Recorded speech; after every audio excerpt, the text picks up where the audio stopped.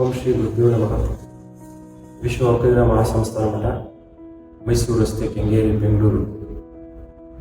ಇಲ್ಲಿನ ಒಂದು ಪವಿತ್ರ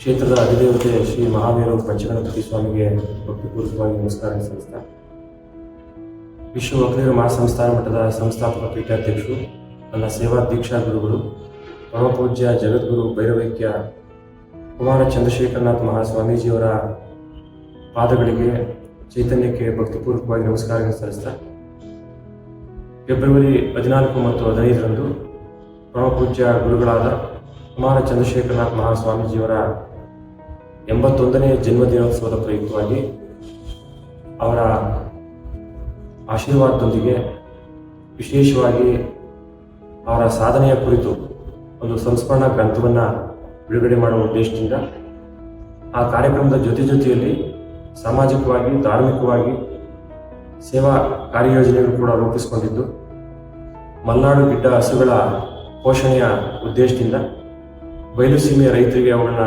ಶ್ರೀಮಠದ ಆವರಣದಲ್ಲಿ ವಿವಿಧ ಕಡೆಗಳಿಗೆ ಉಚಿತವಾಗಿ ವಿತರಣೆ ಮಾಡಬೇಕು ಅನ್ನೋ ಒಂದು ಉದ್ದೇಶ.